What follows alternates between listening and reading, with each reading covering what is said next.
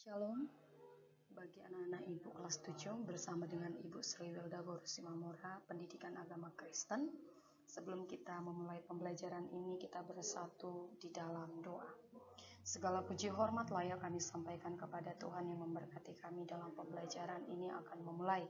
Biarlah Tuhan yang memberkati kami seluruhnya. Terima kasih Bapa yang baik, dari awal pertengahan hingga akhirnya. Kami serahkan proses pembelajaran ini di dalam tangan pengasihan Tuhan. Demi nama Yesus kami berdoa. Amin.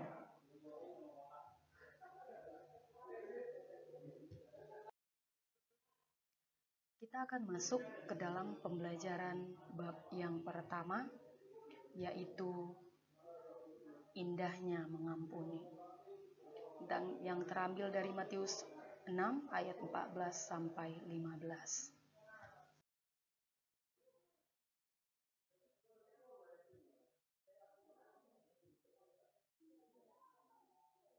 Kita akan melihat bagian yang pertama, yaitu pengertian mengampuni.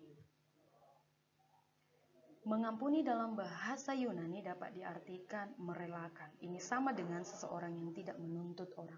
Artinya, mengampuni itu melepaskan.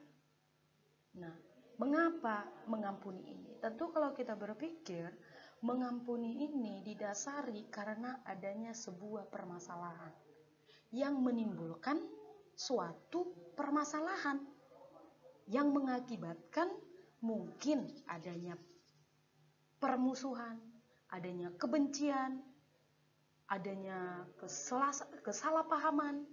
Nah, itu dari mengampuni ini. Mengapa perlu mengampuni maksud Ibu? Nah, jadi di sini dalam bahasa Yunani itu mengampuni dapat diartikan merelakan, artinya rela. Kalau rela itu tidak ada lagi sikit di dalam pikiran kita untuk menahan, kita memberikannya. Nah, itu yang dimaksud dengan mengampuni. Nah, di sini bagian yang kedua, cara mengampuni. Nah, mengapa kita perlu harus mengampuni? Ternyata itu sangat penting, karena mengampuni itu adalah salah satu hal yang menjadi wujud orang Kristen. Nah, di sini bersifat objektif. Cara yang pertama bersifat objektif adalah kita itu mundur mereview kembali apa penyebab kami bermasalah. Tadi awali di depan tadi, mengampuni itu muncul karena ada permasalahan. Kita mereview kembali, kita mundur ke belakang kembali. Mengapa ya kami jadi bertengkar? Apa ya akar permasalahannya? Di mana letak salahnya? Sehingga jelas semua. Jangan langsung ketika ada permasalahan langsung mengambil tindakan. Ya, kita nggak usah berteman. Nah, gitu kelas 7 kan? Sangat mudah untuk menyimpulkan sebuah perkara dan tidak cakapan lagi. Nah, di sini bersifat objektif, pikirkan kembali, renungkan kembali di mana letak salahnya dan bagaimana memperbaikinya. Itu bersifat objektif. Sehingga ketika kita memikirkan, kita mencari solusi, maka mengampuni akan terjadi. Yang kedua, mengampuni lahir dari hati atau niat baik dan ketulusan hati. Niat baik tidak ada unsur di belakangnya ada tuntutan, tidak.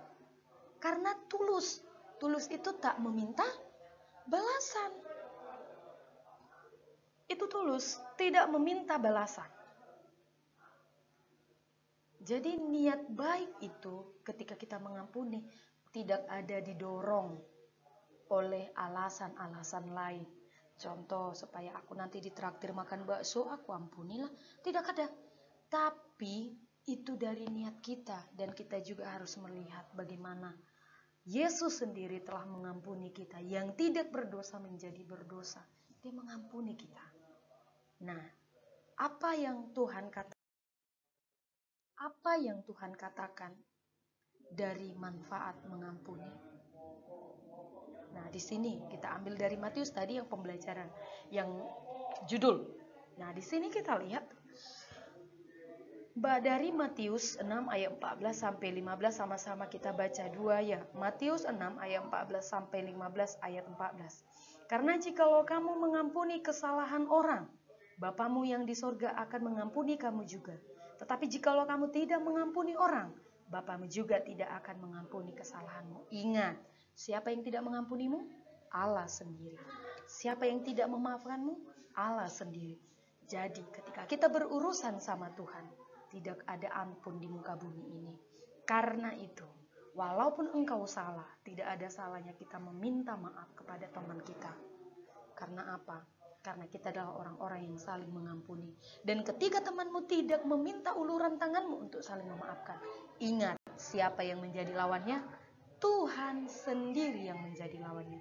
Karena itu bagi anak-anak ibu, manfaat mengampuni adalah menciptakan kasih. Kalau orang yang memiliki kasih berarti senyumnya yang ada. Nah, apa yang dikatakan kasih ini? Kasih itu sabar, kasih itu murah hati, ia tidak cemburu, ia tidak memegalkan diri, dan tidak sombong. Ia tidak melakukan yang tidak sopan, dan tidak mencari keuntungan diri sendiri, ia tidak pemarah, dan tidak menyimpan kesalahan orang lain. Karena itu bagi anak-anak ibu, marilah kita saling mengampuni, marilah kita saling memaafkan, tidak ada menyimpan rasa dendam di antara kita.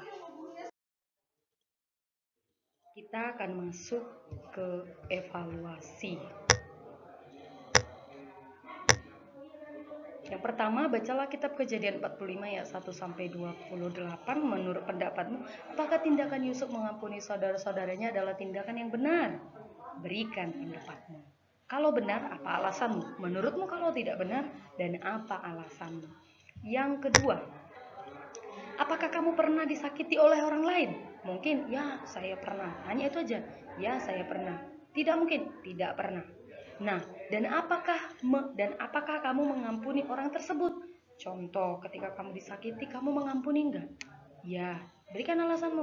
Ketika kamu disakiti, kamu mengampuni enggak? Tidak, berikan alasan. Demikianlah pembelajaran kita pada saat ini. Semoga bermanfaat dan menjadi pelaku kebenaran firman Tuhan. Karena orang Kristen adalah orang-orang yang mengampuni. Amin firman Tuhan, amin pembelajaran firman Tuhan. Kita bersatu di dalam doa. Kembali kami Tuhan mengucap syukur untuk kebaikan dan kemurahan-Mu. Pembelajaran ini boleh kami dengarkan.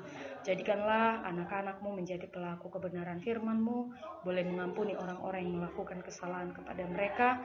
Dan boleh juga mereka mengampuni ketika mereka melakukan kesalahan kepada orang lain. Berkati kami, biarlah Tuhan yang mempertemukan kami untuk hari-hari berikutnya boleh kembali bersama-sama. Terpuji nama Tuhan, kami mohon ampun dari pelanggaran kami, baik dari perkataan, pemikiran, sehingga berkat Tuhan layak untuk kami terima. Demi nama Yesus kami telah berdoa dan mengucap syukur. Amin. Demikian pembelajaran kita pada saat ini. Shalom, Tuhan Yesus memberkati.